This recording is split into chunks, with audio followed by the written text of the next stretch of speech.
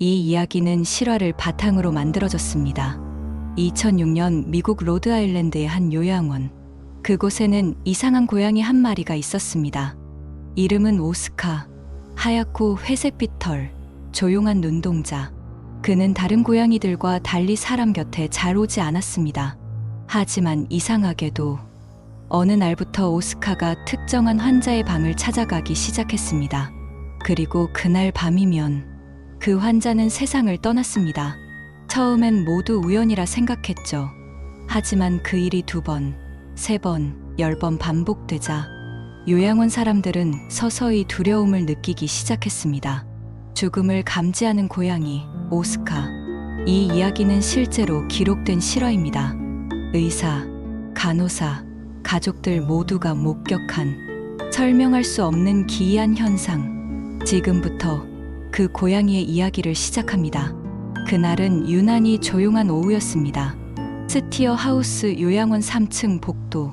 간호사 메리애는 순찰을 돌다가 문 앞에 앉은 고양이 한 마리를 발견했습니다. 그는 꼼짝도 하지 않은 채 문틈을 바라보고 있었습니다. 그 방에는 애나 할머니가 누워 있었죠. 오스카는 조용히 방 안으로 들어가 침대 아래에 앉았습니다. 메리애는 이상하게 느껴 그를 데리고 나왔습니다. 안 돼. 밖으로 나가야지. 하지만 잠시 후 돌아보니 오스카는 또 그 문 앞에 앉아 있었습니다. 그리고 그날 밤 애나 할머니는 조용히 세상을 떠났습니다. 그 옆에는 오스카가 있었습니다. 그는 꼬리를 천천히 감고 할머니의 손등에 얼굴을 묻은 채 움직이지 않았습니다. 그날 이후 간호사들은 달력 옆에 작은 표시를 남겼습니다. 오스카 1점.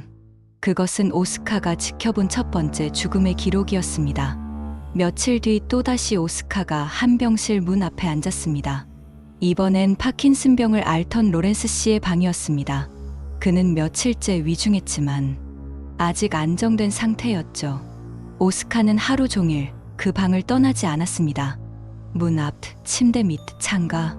마치 무언가를 기다리는 듯 했습니다.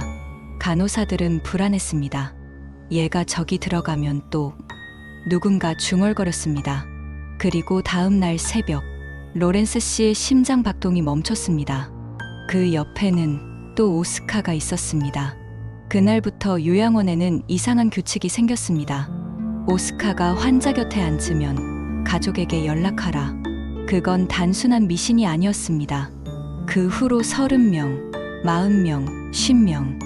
오스카가 들어간 방에선 단 한 명도 다음 날 아침을 맞지 못했습니다. 의사들은 당황했습니다. 이건 과학적으로 설명할 수 없다. 하지만 가족들은 달랐습니다. 그 애가 엄마를 지켜줬어요. 혼자 가게 두지 않았어요. 오스카는 언제나 조용히 죽음을 앞둔 사람 곁을 지켰습니다. 어느 날 의사 다니엘 박사는 직접 실험을 하기로 했습니다. 오스카가 선택한 방과 그렇지 않은 방의 변화를 관찰한 것이죠. 놀랍게도 오스카가 들어간 방의 환자들은 평균 4시간 안에 세상을 떠났습니다. 하지만 그렇지 않은 방은 아무 변화가 없었죠.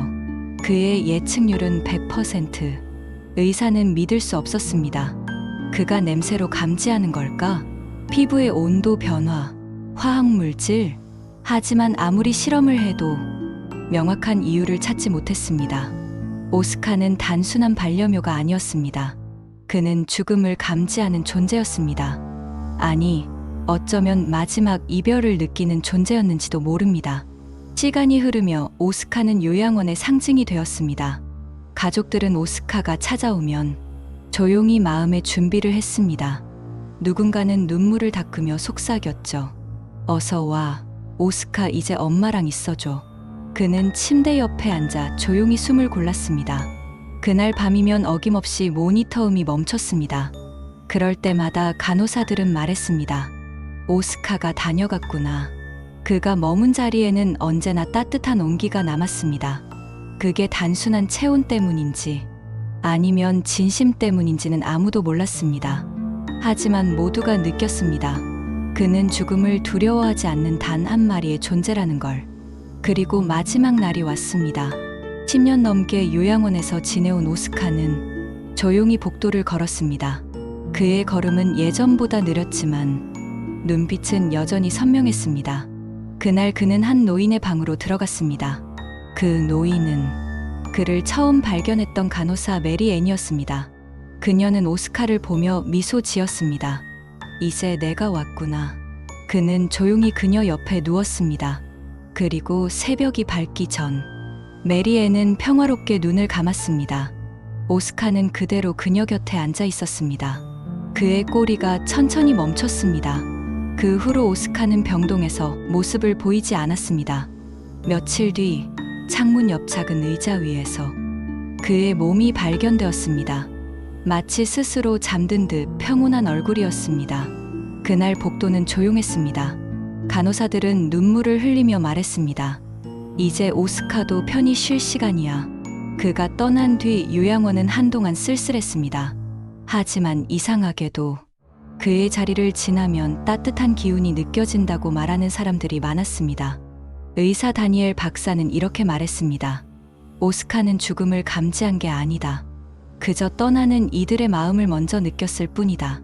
죽음은 누구에게나 두렵지만 그 곁에 따뜻한 존재가 있다면 그 마지막 순간조차 두렵지 않을지도 모릅니다. 오스카의 이야기는 이제 전설이 되었습니다. 책으로, 기사로, 그리고 사람들의 기억 속으로 남았죠. 그는 단지 한 마리 고양이가 아니었습니다. 그는 마지막 친구였습니다. 떠나는 사람의 손을 잡아주는 존재. 그게 인간이든 고양이든 혹은 보이지 않는 무언가든 중요한 건 함께 있다는 것 아닐까요? 죽음은 끝이 아닙니다. 누군가의 곁에 온기가 남아있다면 그것은 또 하나의 시작입니다.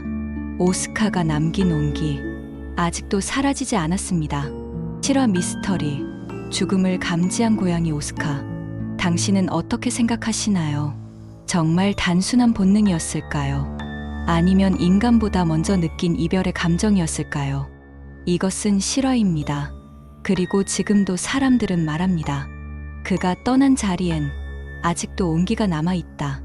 이 이야기는 인간과 죽음, 그리고 마지막 온기에 대한 이야기였습니다. 여러분의 인생과 닮은 이야기, 여기는 브라보 인생입니다. 좋아요와 구독은 큰 응원이 됩니다. 앞으로도 좋은 이야기로 찾아뵙겠습니다. 감사합니다.